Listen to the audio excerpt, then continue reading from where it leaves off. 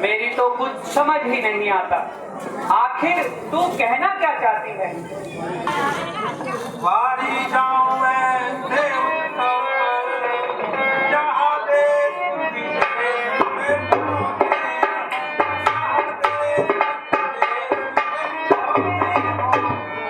दो पुत्र हो मामा के घर और एक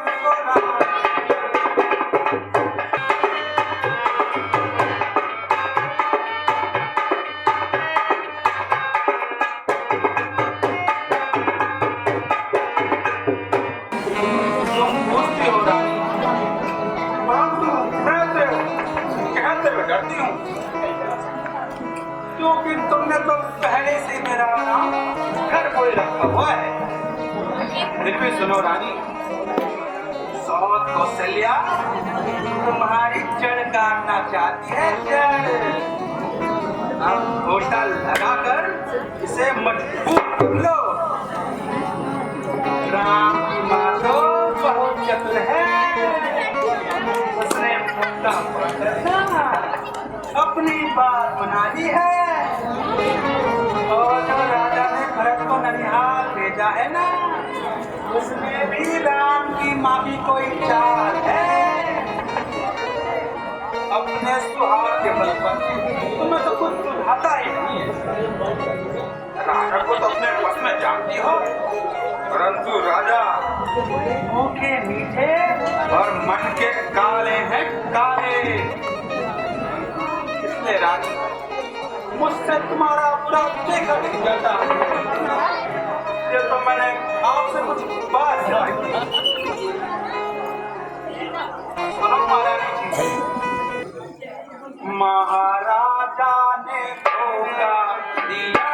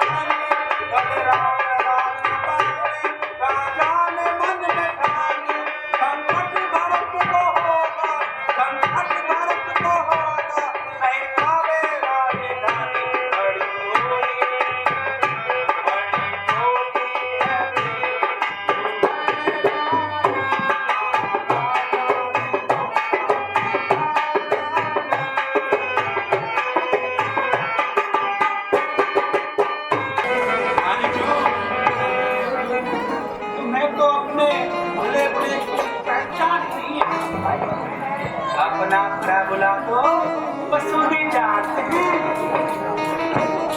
इसलिए यदि बलराम को अगर तिलक हो गया ना, तो समझना विधाता ने आपके पति के बीज बो दिए हैं, बीज।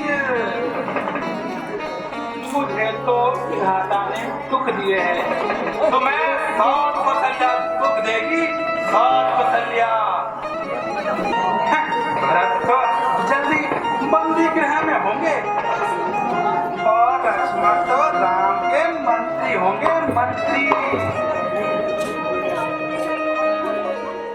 एक है पर्वत जीवन पर, एक है पर्वत जीवन पर, जो बड़ा अकल में पत्थर है, जो बड़ा अकल में पत्थर है।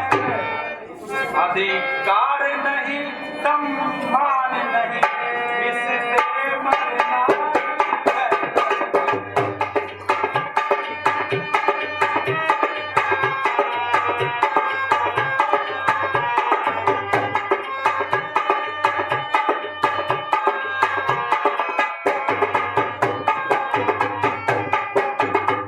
प्रिय मंत्री, मुझे तेरी बात सच्ची प्रतीत होती है,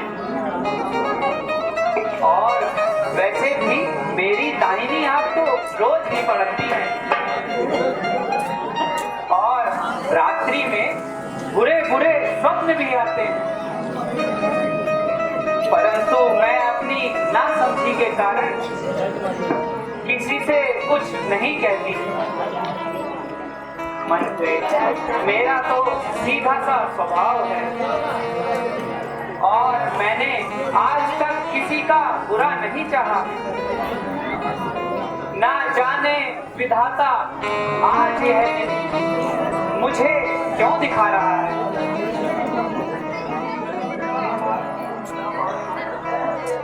मैं परिहर जाकर अपने शेष दिन बिता लूंगी, मगर कभी सौत की चाकरी नहीं करूंगी। तू सही कहती है, इससे तो मरना ही अच्छा है। हे दासी तू सच्ची दासी है, हे दासी तू सच्ची दासी है। अब ख्याल मुझे भी आता है, अब ख्याल मुझे भी आता है। अपना अपना ही होता है और गैर गैर ही होता है।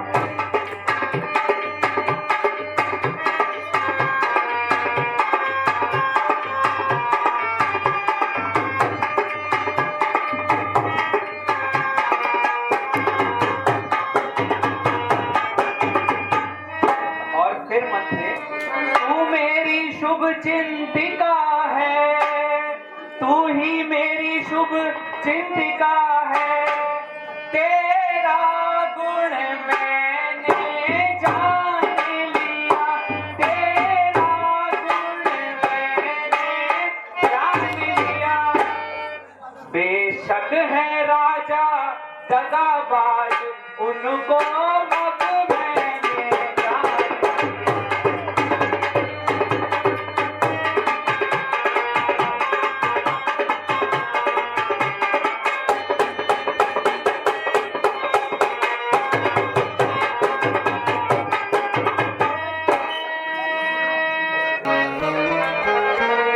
हे रानी, मन पे इतनी ठान कर ऐसा क्यों कहती हो? तुम्हारा स्वभाव दिन दोगुना रात दोगुना उन्नति करे। जिसने बुराई चाही है फल उसी को मिलेगा। से मैंने यह कुमति सुनी है ना, तब से ना तो मुझे नींद आती है रानी और ना ही भूख लगती है। हे दासी, तू बड़ी बुजुर्ग है, अब तू ही कोई ऐसा उपाय बता जिससे मेरे प्रिय भरत को ही राज तिलक हो। रानी जी, इसका उपाय तो बहुत ही आसान है। राजा के पास धरोहर रखे हुए हैं, इन्हें मान करना, छाती ठंडी कर दो। दूसरे वर्ष से राम को वनवास तथा पहले से भरत को राजगद्दी और कौशल्या सौत का सारा खर्चा तुम ले लो। लेकिन सुनो रानी, जब तक राजा राम की सौगंध न खा ले तब तक वर मत मानना, जिससे वचन न करने पाए।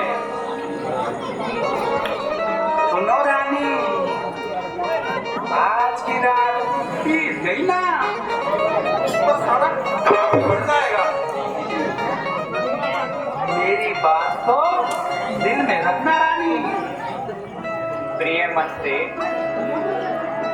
अब तो राजा की कोई भी ताकत नहीं जो मेरे भरत का अधिकार दूर करे। लेकिन मंत्री, एक बात और है, और यदि तू इसको मंजूर कर ले तो राम को 14 वर्षों के बजाय 2-4 वर्ष ही वनों में भेजा जा सकता है। ना ना ना रानी, ना ना, समझा समझा कर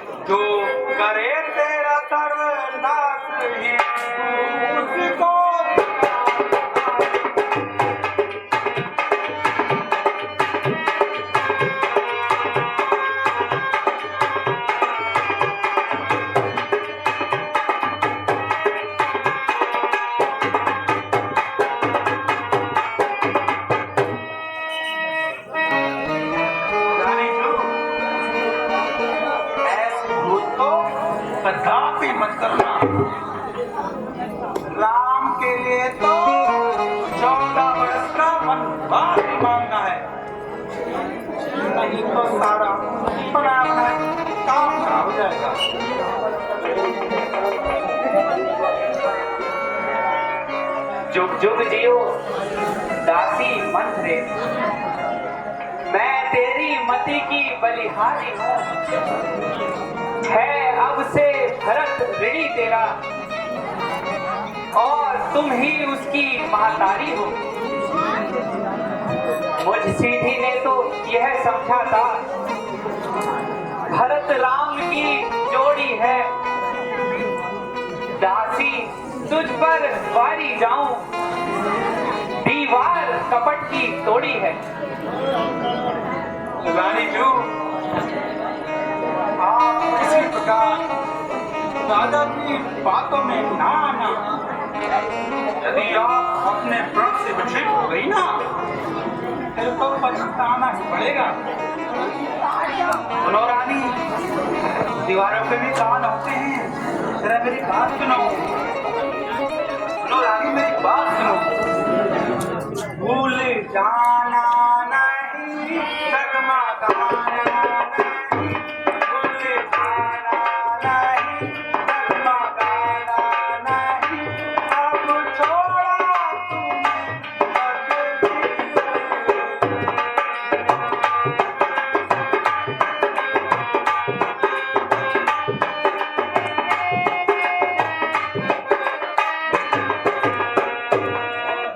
देखो राजा की बातों में आना, बातों में रानी को खाना खाना।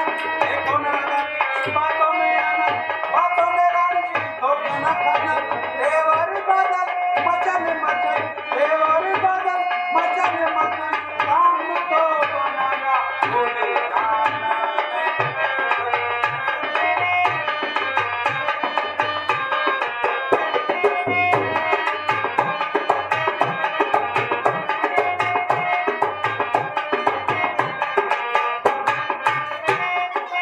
रात ही में काज हो, मैं भरत को राज हो।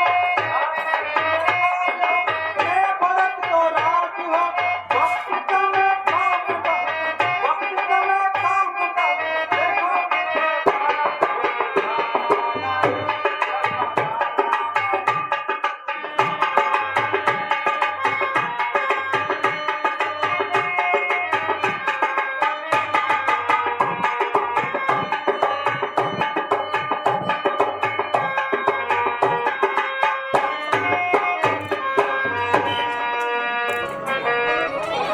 हाँ तो रानी, मैं जा रही हूँ।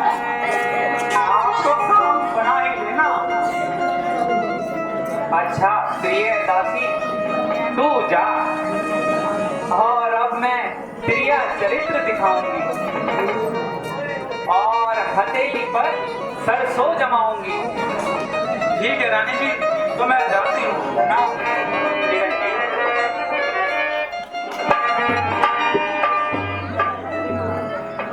रानी जी, मैं फिर से कह रही हूँ,